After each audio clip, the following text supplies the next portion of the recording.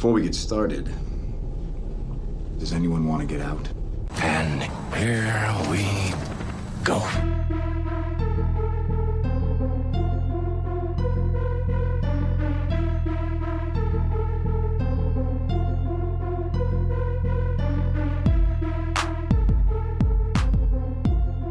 Live from the Hollywood foothills of North Carolina, welcome to episode 95 of the Confirmed Epic Podcast, the official podcast of the Epic Review, and proudly presented by the Geeks Worldwide Radio Network. Tonight, we have divided up the podcast amongst two great feudal leaders, the real Brad Bell, myself, and not just a friend, a partner, Jerry Reed, also known Sumo as Barbecue 17.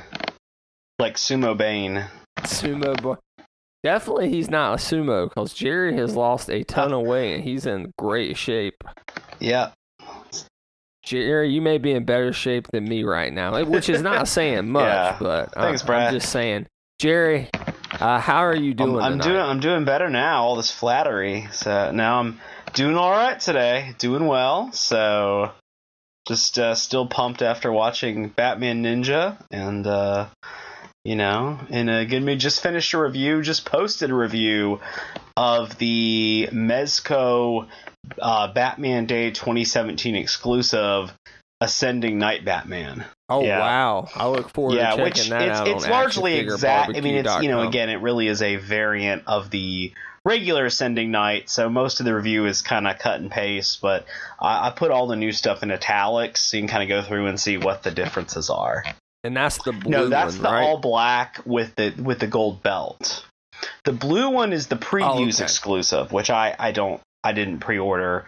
The all black one with a black belt and everything is the Toy Fair exclusive. Let me ask you this. Did you pre-order and pick up that Ultimate Joker? Because Mezco fans are going nuts over that. He's sitting here right looking now. at me. So a review of that. Hi, Joker. On Yeah, Action Figure Barbecue. definitely coming soon. So Yeah, that's awesome. Well, while you've been messing around with Mezcos, I just got back from the emergency vet. Our Beagle / Jack Russell, or Jacoby Penny, which is my wife's pride and joy, at least before our daughter Harper was born. She got stung by a bee, started freaking out, having a reaction. I'm texting Jerry. I'm like, I don't know if we're going to do this podcast tonight, but she was fine, got some pain meds, and I'm happy to say she's resting comfortably. nice. I'm glad she's okay. So Sumo Bane is not having her for dinner. All right, the mother of Beagles has her safely tucked in. So before we get started on this edition of the Confirmed Epic Podcast, and we have a full show for you tonight, I just want to say that in a little bit of a housekeeping note. Housekeeping? I think you're sleeping. Housekeeping? Could you come back in an hour? Housekeeping, you want towels? I want towels. Need sleepy. Housekeeping, you want mint for pillow? Please go away. Let me sleep for the love of God. We are going to be adding a new segment, not a long segment. I'm thinking this is going to be 7 to 10 minutes, and it is a games segment. And we'll add new games if this is something you guys like and something that, quite frankly, that we like. But it will be between the what we've been checking out and Epic News segment. All right, Jerry, let's go ahead and get into the 95th edition of the Confirmed Epic Podcast with what we've been checking out. Check checklist? Check. Double check checking of checklist? Check. Barbecue 17. What have you been checking out this week? Well, man, if you've been friend? checking the site, there's something I've been reviewing quite a bit of. You know, I've been pretty last couple years. My reviews have been pretty predictable. 6-inch DC action figures, some Batgirl merchandise, Star Wars: The Black Series stuff, DC Nano Metal figs, and random minifigures. Something new I've been picking up. Dinosaurs. I am loving Mattel's Jurassic World line. And they've gone and done, you know, stuff for the new film, Jurassic World Fallen Kingdom. They've done stuff for the older films. So there's figures from Jurassic Park and Lost World and Jurassic Park 3. which I'm loving. You know, Hasbro, well, Kenner had that license for years. They were part of Hasbro. I guess the studio was really not happy with the way that Hasbro handled the Jurassic World line. It was pretty boring. Not a lot of just bluff. Yeah, not a lot of excitement there. People are loving Mattel's, you know, it's not often, and I think Mattel does a better job at something than Hasbro does. You know, I'm like always hoping like Hasbro take over the DC license, but Mattel is doing a great job on these Jurassic Park figures, and I'm having a lot of fun with them. You know, Jurassic Park was like definitely one of my big things as a child. And I do have some of my original figures. A couple of them have popped up in the reviews and, you know, for size comparison, because Mattel's are a little bit smaller. But you know, my little one, I watched Jurassic Park with her, and it was actually the only Jurassic Park film I had, the original one, which is definitely in my top 20 favorite films of all time. But I just can't believe as big of a Jurassic Park fan. And I know The Lost World and Jurassic Park 3 aren't masterpieces, but I can't believe that you didn't have this. I had the original Jurassic Park and Lost World on VHS. Had them on VHS, but picked up the original film on DVD at some point. But finally got the Blu-ray set that has the first four films on it, and have been rewatching. I've actually had not watched The Lost World since probably 1999. It had been a while. It's definitely still my least favorite of the films. As much as I love Malcolm is definitely like one of my favorite characters. I'm just not a big fan of that movie, having rewatched it. It's okay. It's still fun. It's entertaining, but it just has a very strange tone to it. It's hard to explain what I don't like about the film. But the one that I really do like is Jurassic Park 3. I enjoyed that. I revisited them before Jurassic World, and I ended up really enjoying when you watch it. I mean, the movie is only about 90 minutes long. It's really short for I think it's like 86 or 87 minutes. Really, it's really short for a big Hollywood action film. But my gosh, it just moves the whole time. It's definitely the one that I have the most changed appreciation for. I really, obviously, it doesn't hold a candle to the first one, but it's a pretty fun movie with some really great set pieces. So I've really enjoyed the new Blu-ray set that's come out, and watching some of the original like behind the scenes features and some of the new behind the scenes features they've done. So I've actually been checking out those movies again, and been in quite a Jurassic Park mood lately. Yeah, that third one, when you get to see Dr. Alan Grant return, and the scene with the pterodactyl aviary at the end. That's in the book. That's in the book. That's a scene from the book, and so it was always one of those scenes that stood out to me when I read that book when I was younger. There's two scenes in the book that always really terrified me. One, the scene in the aviary, and two, there's a scene where Grant and the kids are crossing this lake. Like a small lake. They're on a raft, my gosh, and the right? T-Rex gets in the water and like uses its tail to propel itself, and the water's churning, and it just freaks me out. The thought of giant things under the water just terrifies me. And so I'd love to see that scene. The Mosasaurus scenes in Jurassic World definitely freak me out, but I am sitting here next to the giant Mattel Mosasaurus. It's bigger than my dog, Crouton. It's not as big as Canoe, but it's bigger than Crouton, and it's pretty cool. I can't believe over 4 Jurassic Park movies they haven't done a interpretation of that raft scene. I know. I want to see that. So I'm sure they will. I found out something interesting. This may not be news to you. Did you realize that the Tyrannosaurus Rex from Jurassic World, she is the same T-Rex from the original Jurassic Park?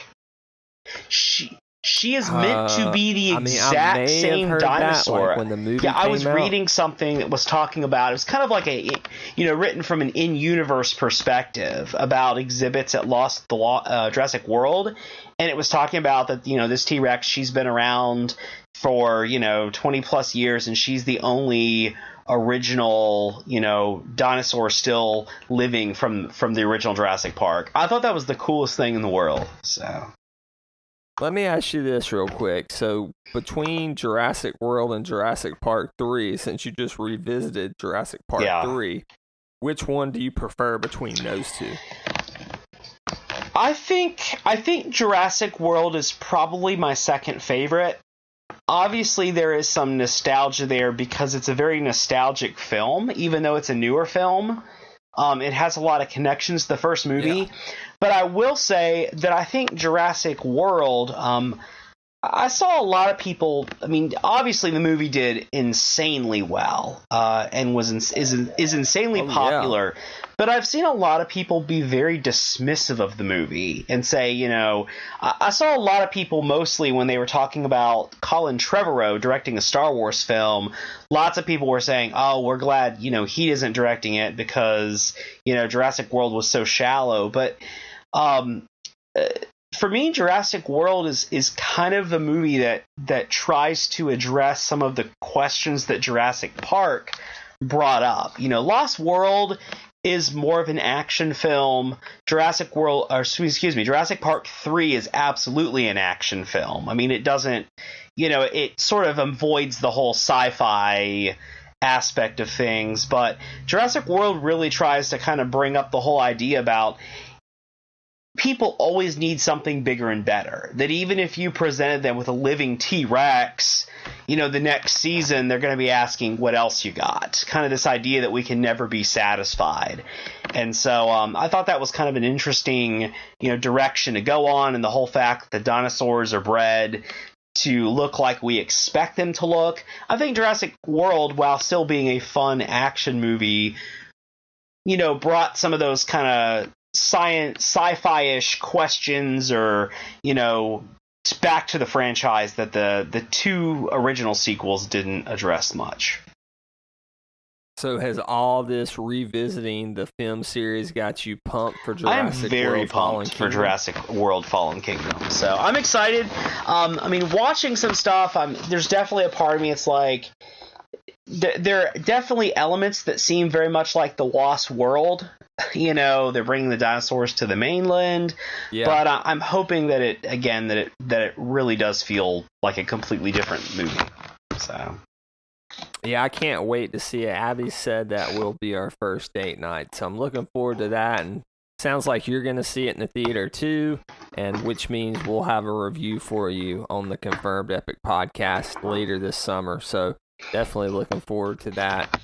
I want to say one thing about Jurassic Park real quick and Jurassic World before we move on. I don't know if you saw this, but Amazon had a promotion, and they were on the Amazon Instagram and on on the Universal Instagram. They were teasing that they were going to unload this giant package somewhere in California. Okay. And they were like, the package is here, the package is there. And finally it ended up being in Los Angeles, somewhere in LA, I don't know where. And it was a T-Rex, the actual T-Rex used in the first Jurassic Park film. And people could go take pictures with it, get it on Instagram to get, hashtag Jurassic World Fallen Kingdom. So I thought that was pretty cool. If it was in the Hollywood foothills, I think both you and I would have tried to track that down. Definitely would have went there. So, I was able to watch after rewatching Jurassic Park 3. My wife and I decided that our little one could watch it. There were just two parts where I had to, kind of do the little eye cover thing real quick. So, but she likes dinosaurs and, monster kind of things like that. She just eats that up. So as soon as I told her there's a Jurassic Park movie where a dinosaur swallows a cell phone, she was hooked on this. We actually read Golden Books put out a Jurassic Park Golden Book recently, and we got it from our library, and so we've read that a few times. It's pretty funny and cute how they turn Jurassic Park into a kid's story. It's funny. I like it.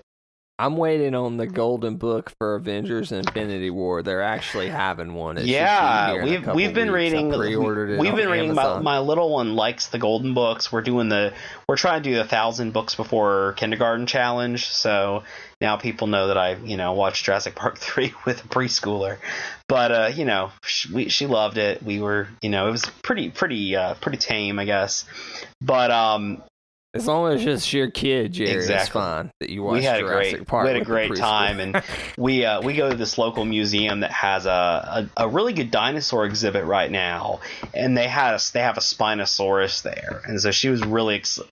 Is it it's Shield? The Shield, Museum? yeah. And so we were really having a good time going there and, pointing out she knows that the Triceratops is the one that gets sick from eating the stones. But for the Golden Books, we just read Ghostbusters, too, the Ghostbusters Golden Book. Oh, wow. Our library is really good at stocking a lot of these, really new books and really trendy stuff. So we've had a really good time reading those. This is actually a perfect transition to what I've been checking out, because I've been checking out Tom King's Vision. It's an Eisner Award-winning series. I think his optometrist from checks out his vision, Brad. yeah, that's a dad joke, but it is two dads happening on this at this podcast point right now. So. But the reason this kind of ties into what we were saying, and I'm going to talk about this book here in a second, but this was actually the first or second issue of Tom King's Vision was the first book I ever read to Harper. She's sitting in her bouncer, and I just remember Jerry saying, he read, whether it was a Star Wars book or whatever he was reading, he would read to Allie. She just liked to hear him read. And I was like, well, let's see if Harper likes this. And of course, they don't know what you're saying, but it kind of calmed her down, and she enjoyed hearing me read it. So that was cool, but this book is incredible. It lives up to the Eisner Award-winning hype. The art by Jordi Belair is like second to none. And it's a very unique take on the Vision because it kind of takes him out of the Avengers setting, although there is some of that in there, and puts him in suburbia where he creates his own wife and 2 kids. So and this is all, of course, after the end of his relationship with the Scarlet Witch, which they do flash back to. But it's Ben is his son, Viv is his daughter. I can't remember. Oh, his wife is Virginia. Yeah, so they're all, quadruple V there. And that he's actually a consultant for the Defense Department, or maybe he's just a consultant for the president. I can't quite remember. So they're living in Washington, D.C., and it really is this superhero Big Two take on how people react, I should say, to outsiders, people they're not used to. So it's definitely like an allegory for immigrants and stuff like that, and how they're not as trusted just because they're different, even though they're just trying to do what anybody else does, is settle down. And I mean, Tom King's great. I know you love his Batman. I love his Batman. I met Tom King a couple of years ago. At the time, I didn't know that. I didn't know you met him. When was he at HeroCon one year? Yeah, he was. I think 2015. That was when, that may have been the first year we got a press pass. So when I was doing the Geeks Worldwide, the Capes Crew podcast, I booked him for that podcast. Okay, very cool. He said he would do it, and I didn't get to be on that podcast, but I was glad to say that I got him on that podcast. He's a super nice guy, very outgoing, and I enjoyed talking to Tom King at HeroesCon. I hope he comes back, but he's a big deal now with the Eisner and with Batman and all that stuff. I liked his work on Grayson. I loved Grayson. Yeah, that's what I was reading, Grayson, where he's like the almost James Bond, like MI Spiral type. Works for a spy organization, Agent of Spiral. Yeah, that was a really good, really fun series. And Robin War, he did a lot with Robin War too, which was a really good storyline. Yeah, and he signed I think I got a hardcover of Grayson from him. I got him to very sign cool. It, and that was when I first read Grayson. So yeah, it was pretty cool. But Tom King's Vision, I got it on like Amazon for $23, but it was this big deluxe hardcover with like a director's cut in the back and all these alternate covers. Like, it was just well worth the money I spent on it, and it's one of the best run of a comic that I've read in a long time. So check that out. I wanted some more Vision after Avengers Infinity War, so it was kind of a different but a good take. It's definitely not Paul Bettany's Vision, but there are some similarities there. So Jerry, are you ready for our new segment? Let's go for it. Let's do it. All right, so the confirmed epic games begin now.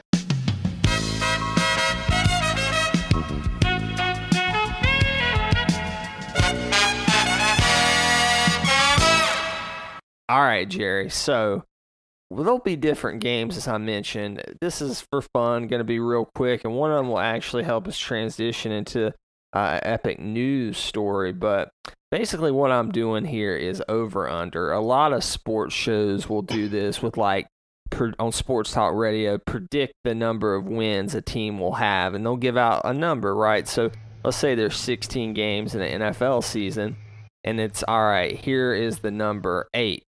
Do you think the Panthers will win over, under, or it will be just that? Okay? So, Jerry, I'm going to throw out some over-unders here. I know you see them in the show notes, and I want you to tell me over, under, or right on. Okay, you ready? The first over-under is number of times we see Alden Ehrenreich again as Han Solo. So I've set the number at 1. So do you think it's over that, under that, or right at it? It's over that. Really? So you think we see him in 2 more films? Oh, no, I didn't say 2 more Han films. Solo? I feel like he will probably, in some way, show up in another media form, like a TV series or something. Not like long-term, but I could see a cameo in something. I don't know. I feel like he would be in... They will try to use him at least 2 more times. Okay, and I'm not going to... Let's say... TV's fine, like if it's an animated show or if it's a live action. I'm talking show. like I think a live action appearance. I think we'll see him 2 more times as younger Han Solo. Okay, all right. I'm going to say it's right on. I think we see him 1 more time, and I think it's in the Boba Fett film, and I think it's not a glorified cameo. I think he'll have like a 20 minutes worth of screen time or so, but I think both you and I can agree, and if you listen to last week's Solo episode, Solo, a Star Wars story, it wasn't just me or Jerry podcasting. We want to see him again, right? I like Solo, man. Okay. I still am a little salty that it's not doing well. I still think it was gonna lose Disney $50 to $80 million, which is Disney, but I'm still upset because I think it was the most entertaining. Again, I mean, I really like Rogue One as well, but Solo's the movie I'll probably watch the most between those 2. Yeah. And listen back to last week's episode to hear our opinion on that. Okay, Jerry, over under 3. 3 is the number I'm setting it at. The number of future Mezco Wolverine figures. Do you think we get over 3? Well, we're counting. We're counting variants as separate figures, right?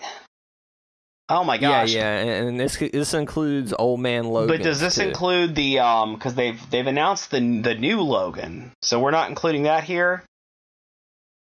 No, we won't include because they've already revealed it. So anything. I think we're gonna see. I think we're gonna see Weapon X. I think that's gonna have variants.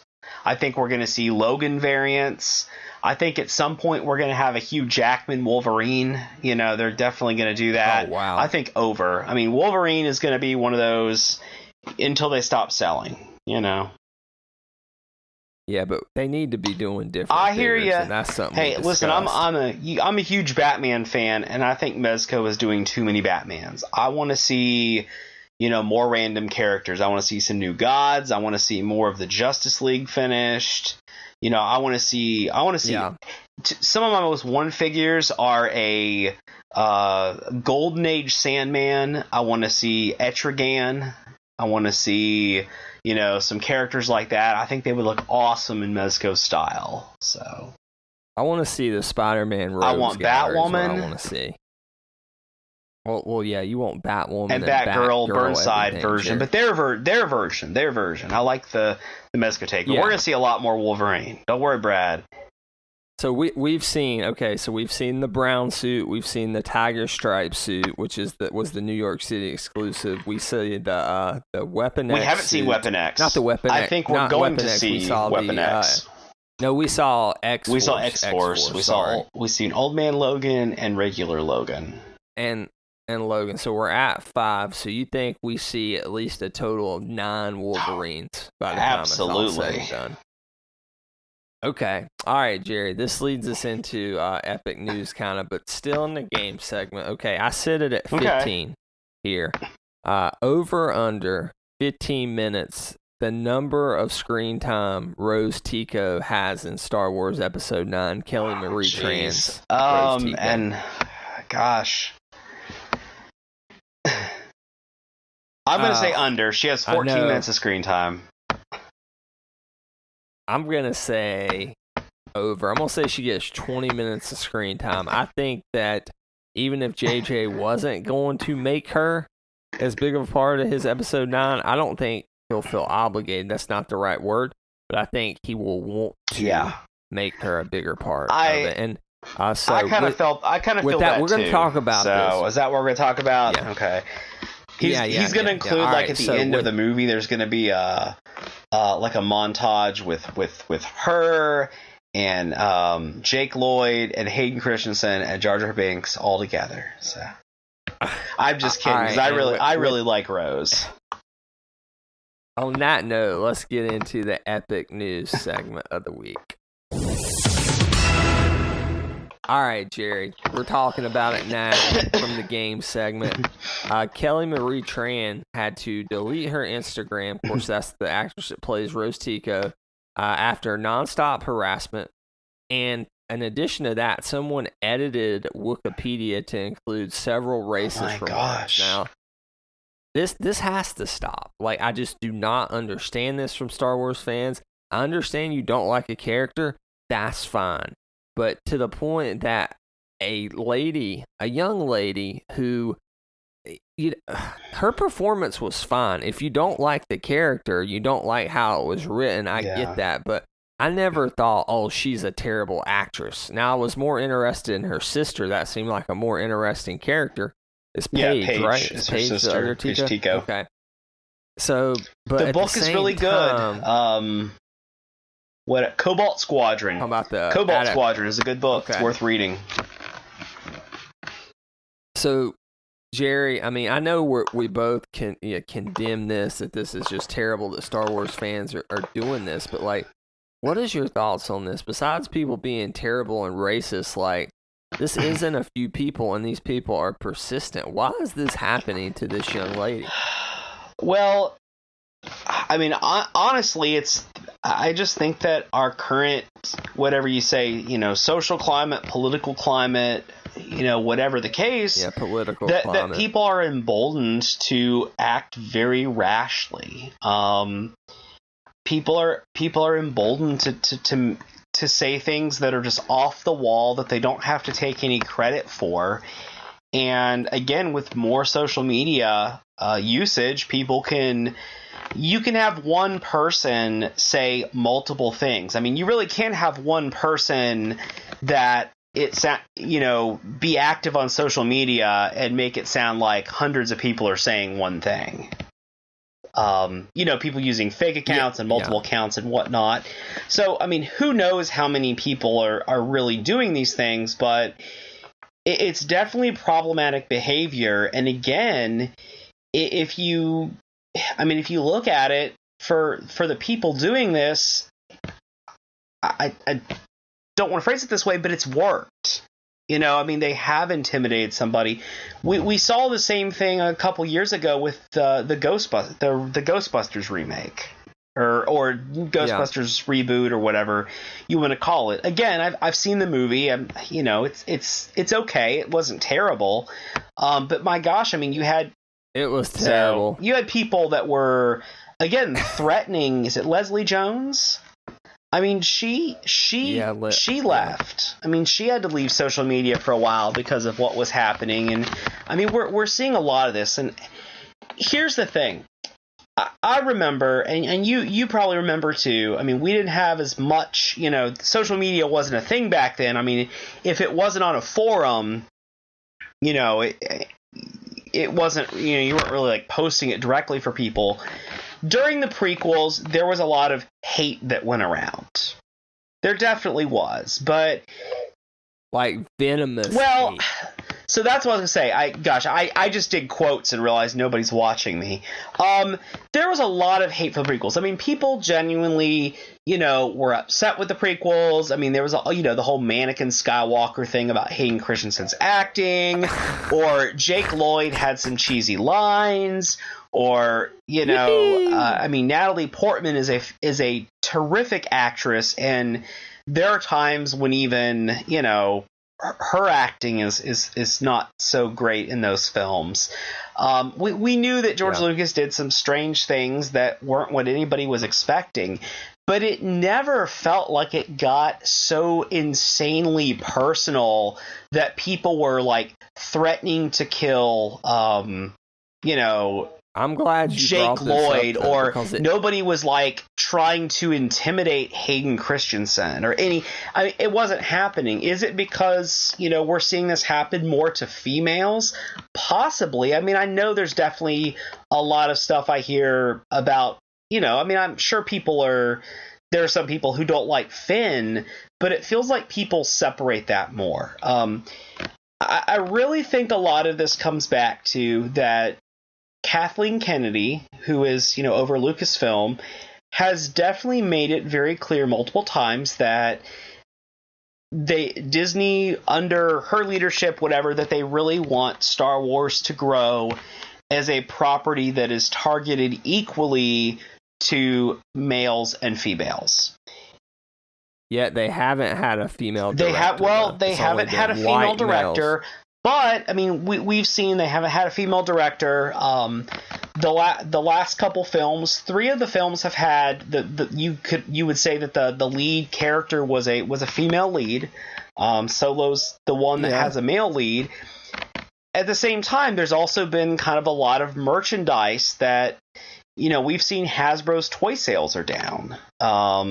The female targeted or young girl targeted Forces of Destiny line is pretty much dead in the water right now. And I thought it was a really cool line. Tried to get my daughter into it. She was kind of, she likes her Rey figure. We have Sabine. That's about it. Other than that, she just wasn't very interested.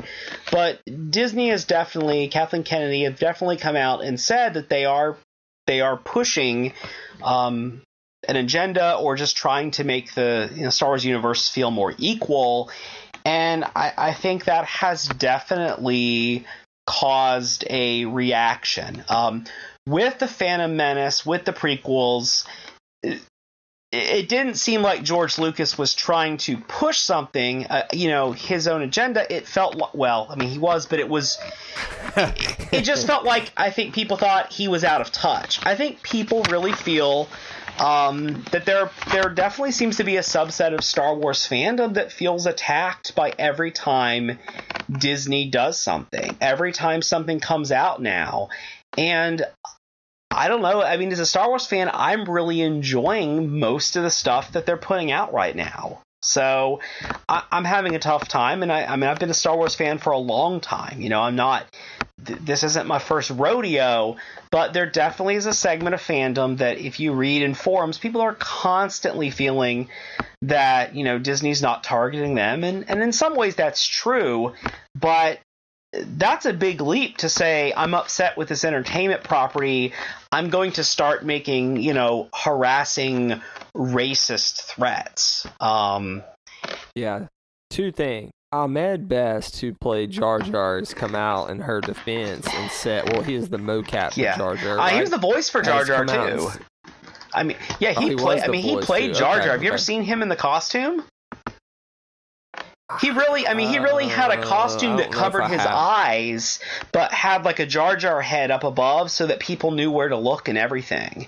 It's very Oh, I It think was I pretty saw that cool. on I mean- one of the making of episode 1 documentary. But anyway, I just want to he has come out in her defense and said he did receive death threats, but they were handwritten. So that did happen, and I mean we didn't hear about it because, like you said, social media was not as prevalent back then.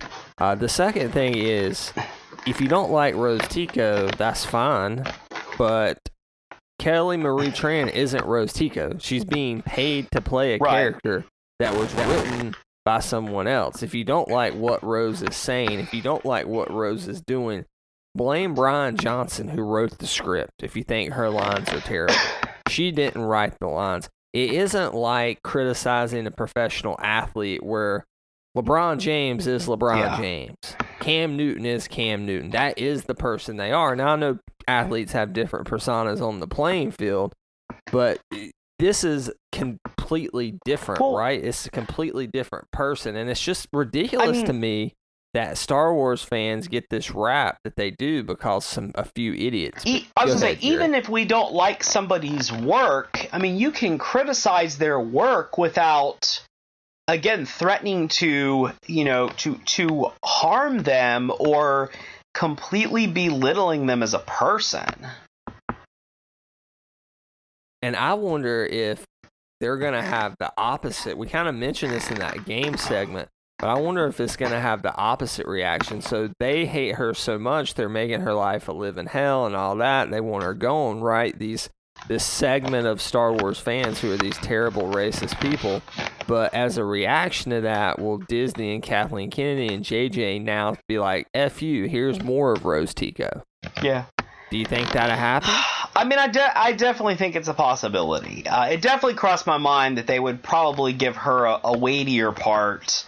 Again, to kind of,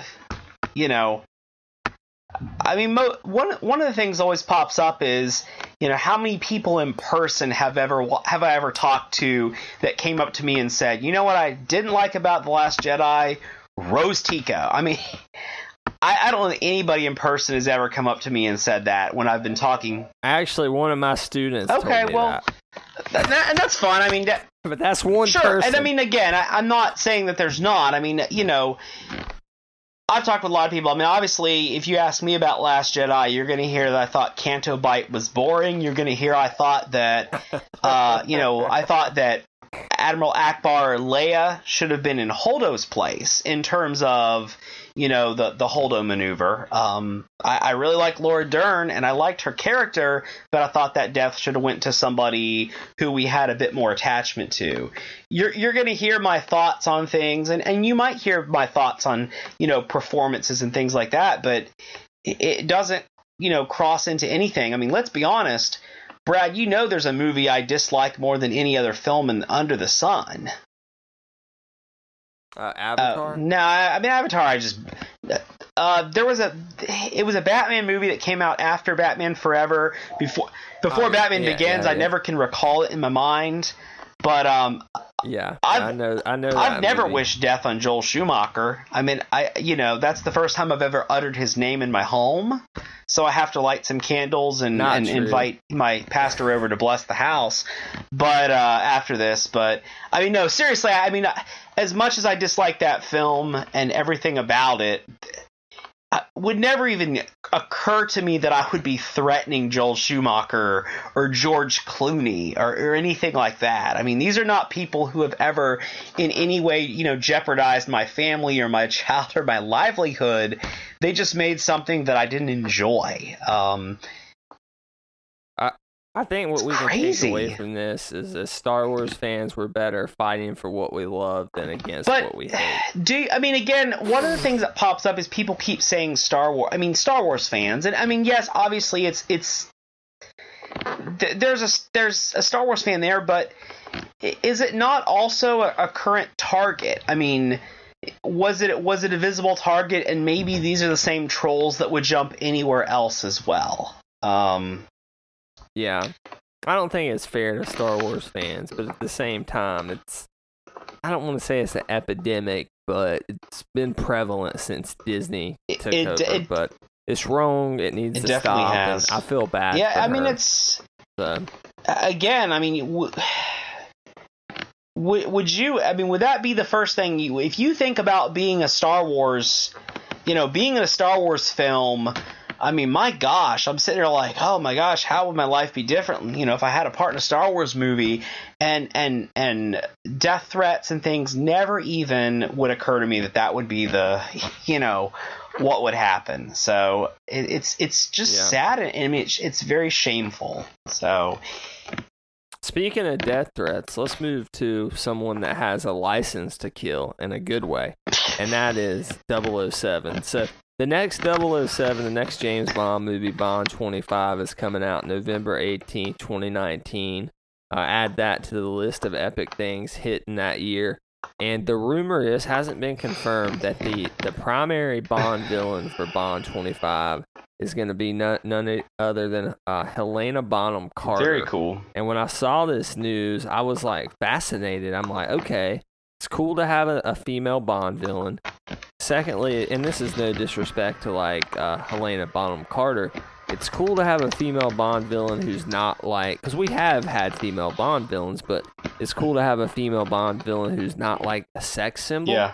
Like, I cannot see her goal is to sleep with Bond. Like, I just see her as someone who is matching Bond, move by move as the film progresses, which is something that I thought Christoph Waltz would be in the last film, and as good of an actor as he is, that character kind of disappointed. Kind of a disappointing movie. I mean, yeah, it definitely was, and I'm glad that Craig's coming back. I didn't want that to be the last Bond film he's in, but I like Helena Bonham Carter. I know some people don't like her either, but what do you think, man? Her as a Bond villain. Man, I'm definitely bought. She's played some great villains in movies. She's played some great villains in movies. I mean, she's played some great non-villains too, but who is she in Harry Potter? Beatrice? Bellatrix Lestrange. Yeah. Okay. I mean, she's Bellatrix Lestrange. Yeah. She's, oh my gosh. I mean, pretty much any movie Tim Burton has made since like the late 90s or so, since like Planet of the Apes. I mean, she's been in so many movies. Just as one of those actresses, she's in basically feels like every film you see, and I think she's I think she's an actress with a lot of personality, a lot of character, and I would expect something really impressive from her. I'm very fascinated. I definitely have enjoyed. I didn't absolutely dislike the last Bond film, Spectre. I didn't. It sounds a lot like my cable company, Spectrum.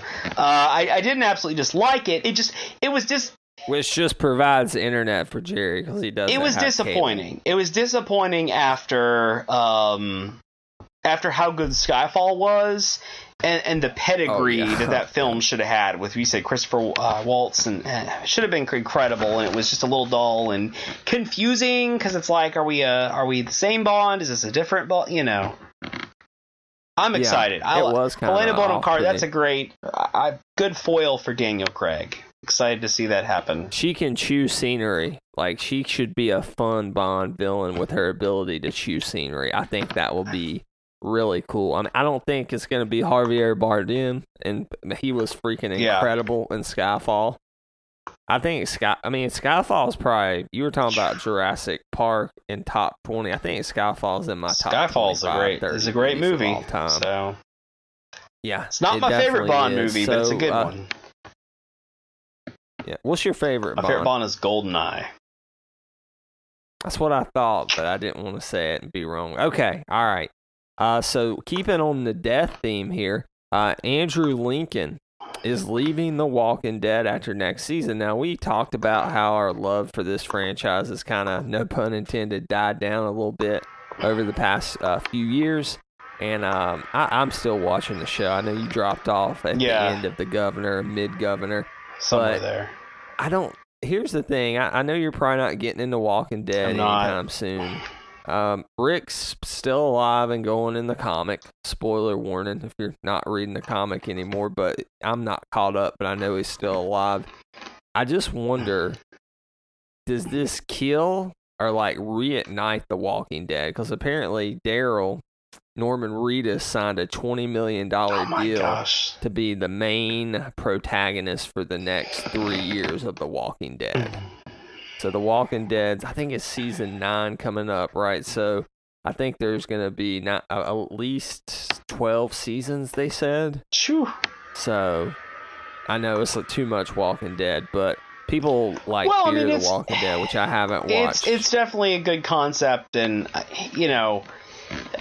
do like the idea. The idea of the comic was, again, sometimes when a zombie movie gets interesting is when it ends, and you get to draw it out. So I hope they can reignite it and do something, to freshen things up a bit. So. I like all the characters. Of course, I love Daryl, but we've been on this journey both in the comic and in the TV show through Rick Grimes' eyes, and they've kind of, spoiler warning, ruined that character. So I don't hate to see him go, because they had just over the past 2.5 seasons ruined Rick Grimes, in my opinion, how he has been written. But I think it makes me. It's a jumping off point. Yeah. You talk about when comics relaunch, like it's a jumping off point as much of a jumping on point. To me, this could be a jumping off point for The Walking Dead. And I think that could be the case for a lot of people, because they love Andrew Lincoln in that role. All right, real quick bit of collecting news, then we'll get into our featured review of Batman Ninja. Jerry, it was announced that Hasbro, and it's going to be offered at the Hasbro Toy Shop as well, that Hasbro is going to do a San Diego Comic-Con exclusive, a 3 3/4 3-pack in vintage kind of carding of Dr. Aphra, BT, and 000. And I think this is, look, I don't collect Star Wars figures because it would just go crazy for me. I know not to get into it. And I'm not a big 3 3/4 guy either, but this looks so cool. I don't know if you got a chance to check out these figures. Oh, absolutely. It is very cool. It is very cool. So... And they're going to be $50, but it's a con exclusive. This is like something I could see if I saw it at a con, I was there, which I know that doesn't happen. You have to line up for like a day for these things, but I could pick this up as a one-off, because I really like the Aphra comic book series, and she's just a really cool character, and I'm sure it won't be much longer before we see those 3 characters in the Black series. I hope so, because especially her. Again, she won the fans' choice for the 1/18th scale, so that's why she's getting an initial vintage collection figure. But so having the droids added on for Comic-Con is a very cool. I'm really excited to see what the Black series exclusive is, but this is a tempting set. Again, this is one of those things I have felt like is that Hasbro's released a lot of figures from the movies, but they haven't released a lot from the comics and the things that are also running that are part of the new canon at this point. And everybody always talks about movies, and if one movie is ruined, they go nuts. But my gosh, man, I think Marvel is doing a fantastic job with the Star Wars comics. And if you cannot find something Marvel's putting out that you enjoy as a Star Wars fan, I don't know what to tell you. So, because I think they've been consistently really, really good. You've got things about popular characters, you got things about new or lesser known characters, prequels, original trilogy, sequel trilogy. My gosh, there's all kinds of stuff. And I hope Hasbro really does mine the new stuff. There's definitely some versions of the main characters from those comics that I want to see in the Black series. Last week I mentioned that when we talked about Tobias Beckett killing Aurora Singh, as it was alluded to in Solo, that we'll probably see that in a comic, and I'm doing my pre-orders for my comics. I do them 3 months in advance. And Tobias is getting his own limited miniseries, I think 5 or 6 issues, and it's like, okay, we're going to see Tobias Beckett kill Aurora Singh. But speaking of Aurora Singh, not Aurora, not like Aurora, Colorado. Okay, speaking of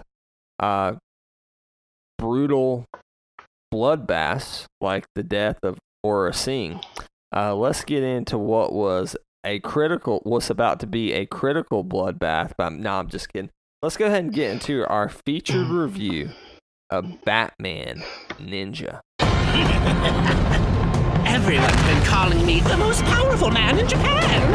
The Demon King. Lord Joker. Where am I? From the look of it, this is ancient Japan. Our master has ordered us to kill him on sight. Joker, That's right, Max. we're relieved you're with us. Master Bruce. They're all trying to take over this country and rewrite history.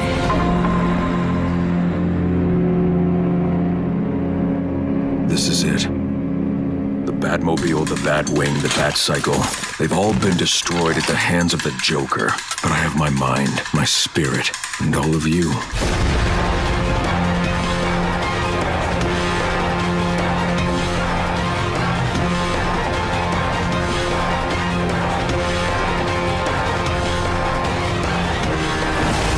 When the country is in chaos, a foreign ninja wearing the mask of a bat will come and restore order to our land.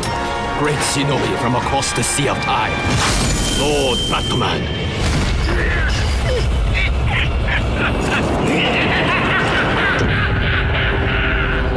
Now what?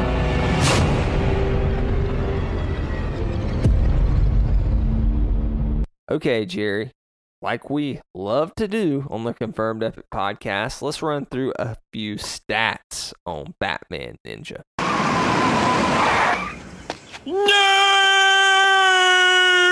This film was released direct to DVD and Blu-ray April 24, 2018. But it will be in theaters in running time of Japan 85 this summer, minutes. I do believe.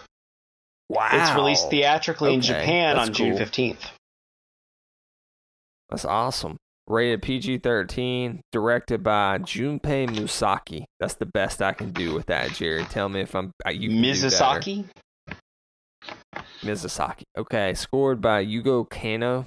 I can't do much better than that. Distributed by Warner Brothers, of course. This thing was like 9.7 out of 10 on IGN. It's like 89% on Rotten Tomatoes. So definitely critically well received. So let's go ahead and get into our spoiler-free portion of our Batman Ninja review. I'm just going to set the stage here for us because this kind of is anime and it's not. It definitely has a lot of anime elements. I just want to kind of, as a palate cleanser, say, are you a fan of anime, Jerry? Because I'll just throw it out there. It's one of those realms of geekdom that just never interested me. I had friends that loved it in high school and stuff. And I just never got into it. I never dug the dubbing. I never dug the animation style. What about you? I'm not a big anime fan. I mean, the closest to anime that I've probably ever got to being a fan was I really do enjoy the early Pokemon episodes.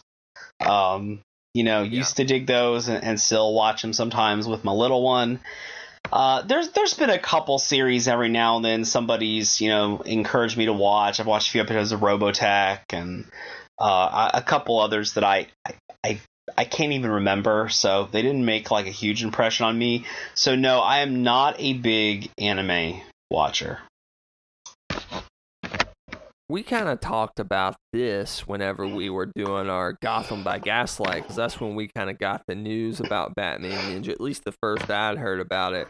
What were your thoughts when you saw that WB was doing a dub kind of Batman anime? Because I think I was like, holy crap, this is something really different. Yeah. Again, the thing I like about, Warner doing these and DC doing these direct-to-video, direct-to-disc, I can't not say I'm going to say direct-to-video till the day I die. These direct-to-video films is that they can be a bit more experimental, and try things that are different. So I'm typically pretty interested in, again, I've been reading Batman comics for a long time. I'm sitting here looking right now at my shelf. I mean, I have, Batman collections of the earliest Batman stories. and the brand new stuff that just shipped this week and everything in between. I've read a ton of Batman stories. I've seen a ton of Batman cartoons. I'm at the point where I like it when I get to see something that's completely new and different. And brother, this is completely new and this is completely different, but I dig it. Yes, I dig it. It is. So with that, spoiler free, of course. What were your initial thoughts on Batman? Man, Ninja? this is crazy, but I really thought this was going to be an Elseworlds story. It's totally not. Time travel's involved. Gorilla Grodd is involved. And so this is really taking the Gotham characters and transporting them back in time to feudal Japan. So it's not an Elseworlds story. I was prepared for it to be, but I loved it. I mean, I loved it. Okay. It really, now I will say, it feels like 3 different movies. Because the first part is very different. I'm like, man, this is very nuanced. Like, they're explaining, like, how the situation comes about and how everybody ends up and, you know, why people end up at different times and yada, yada, yada. And then the second time part gets kind of, you know, very different. I mean, even the style of the animation changes at times. It has more of like a watercolor palette, you know, the part where Red Hood is talking with a couple villains. And then the third part goes all out. It's like every anime trope that you've ever heard of comes into play, but it's so crazy and it's so passionate with its love for Batman that you just can't help it. It reminds me of the Lego Batman movie in the sense that, yes, it's silly and over the top, but you can tell that the folks working on it love and respect the property. They're doing something crazy, but there's so many elements there that you're getting to see something truly different. It's not like, you know, Batman and Robin or Batman Forever, where sometimes I'm like, the people watching these movies, I mean, have they ever, you know, really paid a lot of attention to the comics? These are absolutely love letters that go in a very different direction than you expect. Yeah, I agree with you. The 3 different feels and the watercolor stuff was cool, like when you had the Joker and Harley stuff.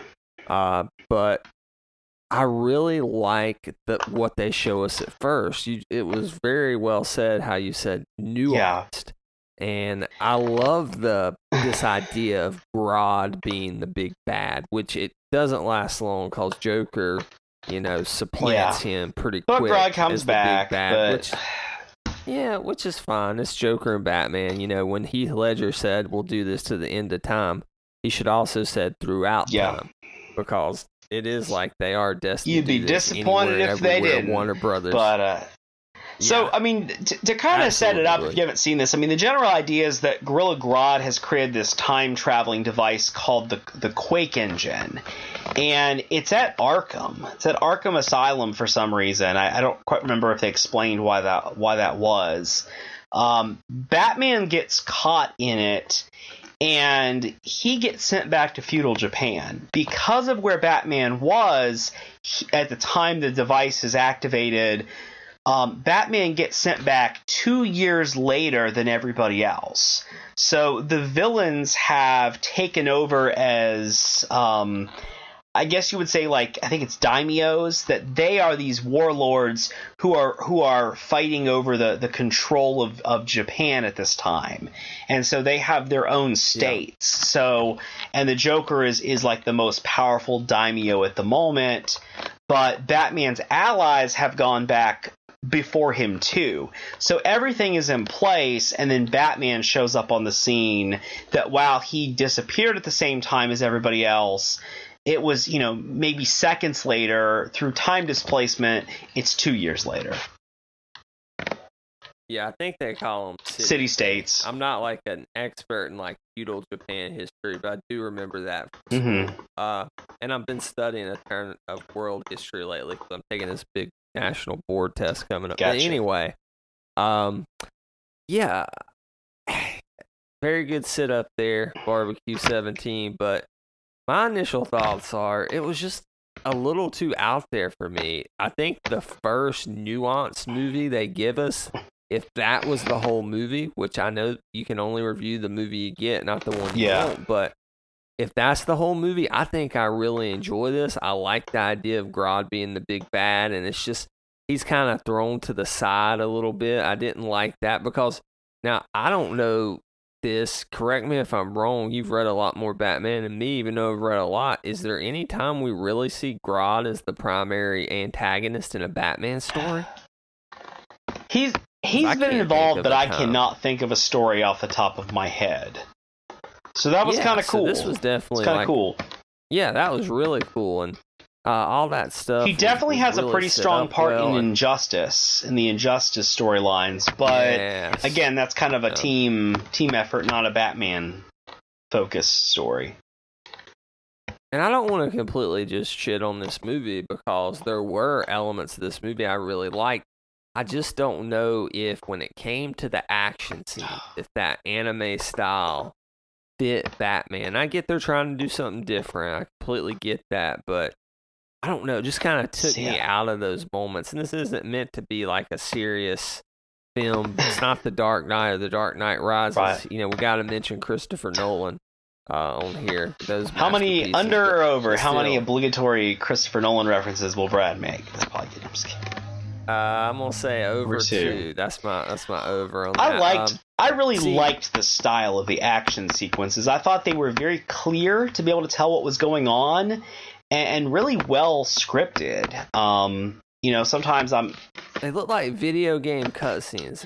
Good video game. They did, which is part of what I liked. I mean, again, the way that they were, you know, kind of set up and the staging. I mean, some of the final battles are incredible. I mean, you know, and obviously, again, you have to take this with a grain. You do have to come into this movie willing to see something different because, I mean, Damien has a monkey he can talk to. That says it all right there. And Damien's haircut, oh my God, you gotta love it. But as much as I didn't like the action, how it was kind of shot's not the right word, it was pieced together. I did like the character. Incredible. Like we mentioned it, Bane as a sumo wrestler. Was very cool. I was like, damn, that's cool when I saw it. I mean, gosh. Who was your favorite character design? Mine was Bane. Let's see. I will admit, I thought the Red Hoods was very clever. Having him wear like a cowl over his face, like a monk. I really liked Bruce Wayne's missionary disguise. That was cool. I really liked the bat suit in the beginning of this film. The bat suit is awesome. Oh man, really it looks awesome. like an upgrade even of the Arkham series bat suit. You know, very technologically advanced, sort of this blue, you know, glow to it a little bit in places. It was a very cool bat suit. Always partial to any, you know, most Harley Quinn appearances, and this was a really cool Harley Quinn. One of the things I know from the show notes, but I really like Roger Craig Smith's Batman. I think he does a good job with the role. He's not Kevin Conroy, but I mean, he doesn't have to be. I thought he did a really good job with it. Roger Craig Smith also voiced Batman in some Batman Unlimited, but Arkham Origins as well. He was the voice actor for the Arkham Origins series. So he does have some which I like. I did too. He has some similar tones in his voice that make me think of Kevin Conroy, which is a good thing. Tara Strong was Harley Quinn. She is my favorite Harley Quinn, so I was very happy. We just talked about her and when we did Suicide Squad. Yeah, I love Tara Strong, and that was a great performance. I think where we are really going to disagree, Brad, is I'm getting the impression you did not like Buster Bluth voicing the Joker. Yeah. Yeah, so I've been on a bigger brother kick. Abby and I had just watched, they recut. We just finished it. We just finished it last week. Yeah. It was good. It was better. It was better. Did you guys start? It was way better. Did you guys start season We're about 5? 2 episodes in. Yeah, that's about where we're at too. So like I've been seeing Tony Hale a lot, of course, famously as Jerry said, Buster Bluth. It just didn't work for me. Like I don't want him to be Mark Hamill. Nobody is as the Joker, much like you said with Conroy. But it was just chewing the scenery to the point that I was choking on the scenery and about to regurgitate. I loved this Joker. My wife and I both really liked this version of the Joker. He is out there.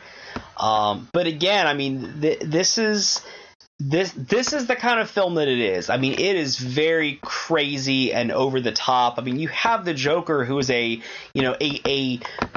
feudal warlord who is currently like the head daimyo, during this period. I mean, he has the most insane costume. He has an asylum that turns into a robot. You gotta,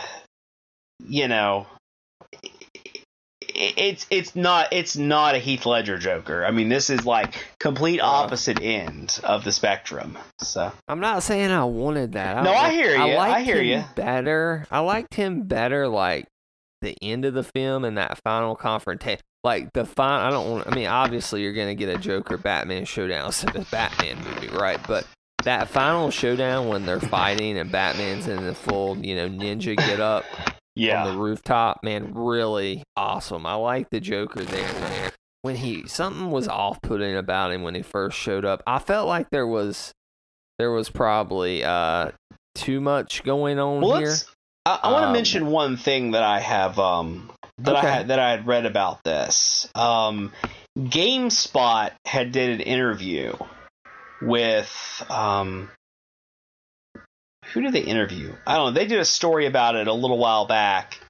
But anyways, what happened was the American cut was the original version of this movie was Japanese. I mean, it was a Japanese storyline. Yeah. And what happened when they went to translate it, they did change the story to make it, different. So you do have a story that. That's the difference. A good word. I mean, but it's different than the Japanese version. I mean, you have the same scenes. Is that the Marvel comic way, Brad? Wasn't that like what they would do? Is Stan Lee would look at the pictures and then write the story based on what people were doing? That's kind of what happened. I mean, that's probably oversimplifying it. But the Japanese version, story-wise, is apparently very different. How dare you criticize the Mary Marvel method, I don't think I'm criticizing it. I mean, I think that's a really cool way. And I think a lot of that was due to the strength of what Jack Kirby did. His expressions and things as well. But I'm saying it was interesting to have an animated film and then to add in, which is a very anime thing to do because, I mean, so much anime was dubbed. Again, this movie seems to be as much a Batman story as it is sort of a love letter to the Batman through the list of anime tropes. So as much as I like the character designs, though, it just felt like too much. I like the Grodd, I like the Joker's. I didn't like the Joker's portrayal, but I like the idea of him in this film as far as being this Japanese and some beautiful art. Right? I mean, I thought the art and stuff, especially when they have stills, was just really fantastic. So I felt like having Penguin and Deathstroke and Bane was cool. That was like a glorified cameo, but having all those other ones in there, I don't know. I just thought it was too much. But Jerry, you ready to go? Catwoman's disguise. Yeah, let's go spoilers. Let's talk about this movie. Yeah, let's go to spoilers. All right, let's roll the reel forward to spoilers for Batman Ninja starting now.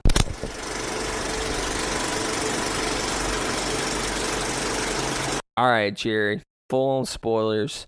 I'm going to say when the movie jumped the shark for me was I love this idea of the Bat Clan, that there's this group that's been kind of worshiping the idea or following the idea, maybe worshiping is the wrong word, of the Batman. And waiting for like this prophesied, leader of their leader of their clan to show up. That was pretty cool. Yeah. Because there was a prophecy. You have Damien and you have Jason there and you have, Dick's there and stuff.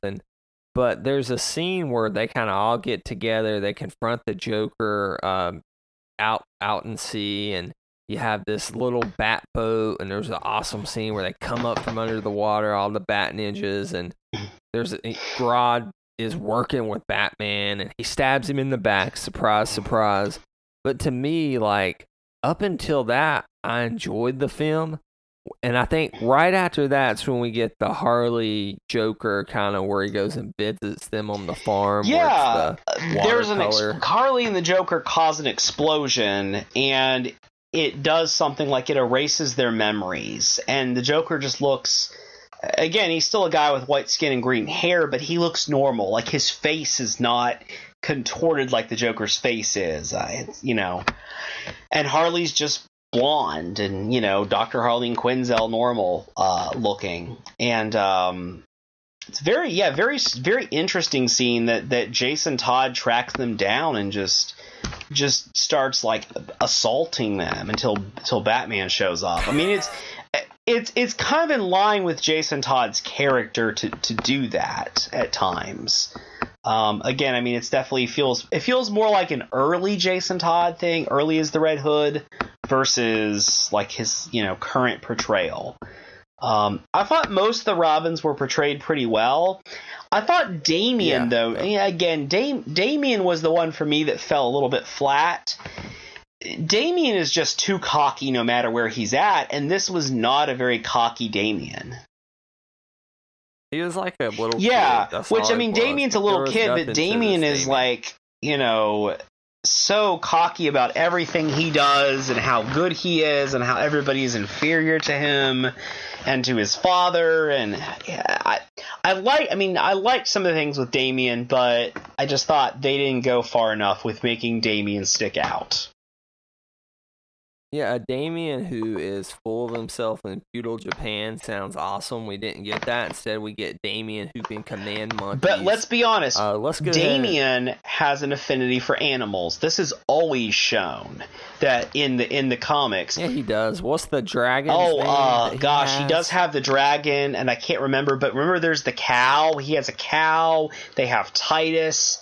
Damian is always bringing animals home. So you do see these monkeys, these little monkeys, make a lot of appearances in anime shows. So again, they're kind of throwing in a little bit of a nod to some of the tropes that you would expect if you've ever seen an anime. To me, where this thing is just off the hinges. Awesome. And I get the craziness of it is the mech fight. When you have the buildings transforming and Arkham Castle turns into a robot. Oh my gosh, that's so cool. It was like a kid did a bunch of cocaine, or a writer did a bunch of cocaine, and he's like, let's make the movie that when I played with my Power Rangers Megazord and my Batman figures as a kid. Let's make that happen. And that's what it felt like. It was all over. I mean, to say it was poorly done would be wrong, because I think they portrayed what they wanted to portray, but it just was too much for me. And that's just me. I know there's people out there that I could see that, like Bradley Page. He's another Brad. Jerry has like 3 friends named Brad, but only one of them's the real Brad. But he would love this movie, Jerry. I think so. Yeah, I'll have to watch it with and see what he thinks about it. So. Again, I mean, I really like this movie. I mean, I love how crazy and over the top it was. And, my little one and I are sitting there, and I mean, she's going nuts over this. Like, oh my gosh, why is he, why are these giant monkeys all building to, Damian gets all the Grodd sends them the monkeys, and then Damian talks to them, and they all join together into a giant monkey that, helps to transform the mech that they had and makes like a giant mech that fights the Joker's mech, which is made out of all the mechs. I love the mechs. I love Poison Ivy's mech, that her castle like moved around on giant vines. That was cool. That was pretty cool. Tara Strong voiced Poison Ivy as well. Didn't realize that till the end. Fun fact. So. Yeah. And hey, I did watch this movie over the course of 3 days with a newborn. You need to sit there and just watch. You need to sit there and just watch it again. It's crazy. So.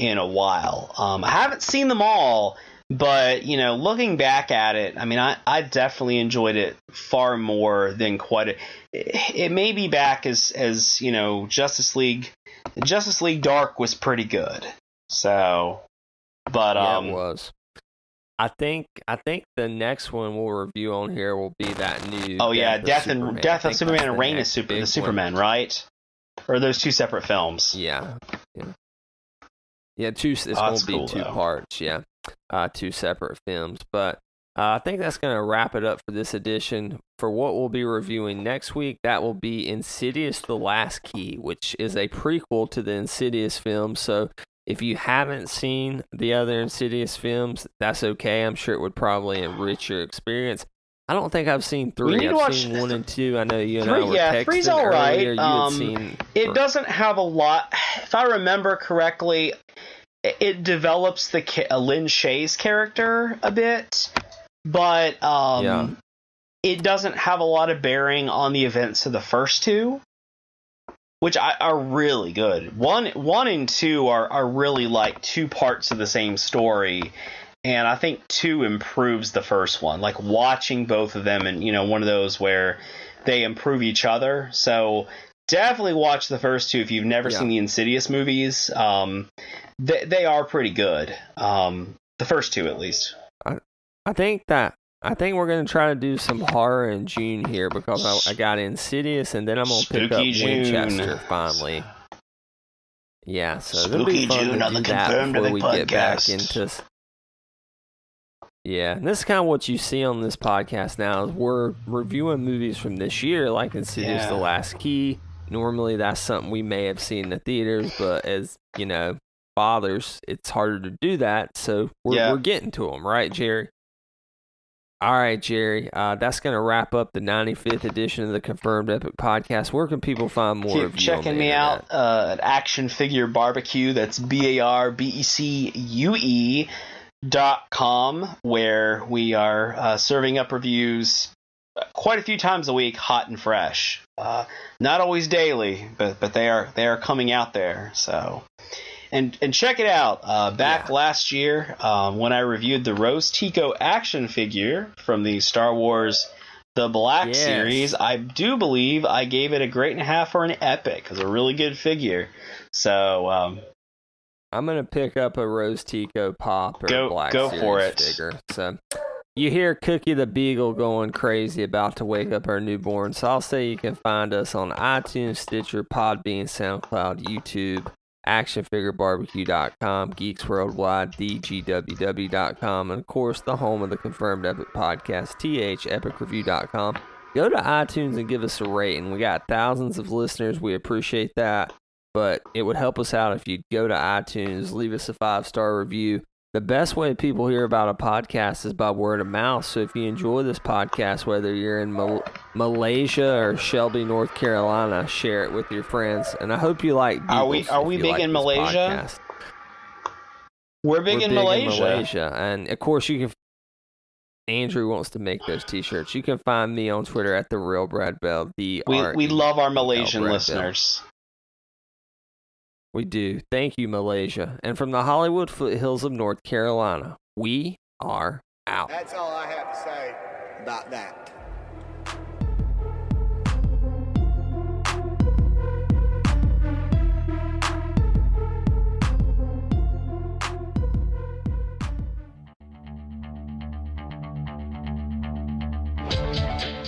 This has been a production of the GWW Radio Network. Please don't forget to subscribe, rate, and review us on iTunes, Stitcher, and SoundCloud. Also, check out Geeks Worldwide at thegww.com for all the latest news, reviews, and opinions on video games, comics, movies, TV, cosplay, and more. Geeks, assemble!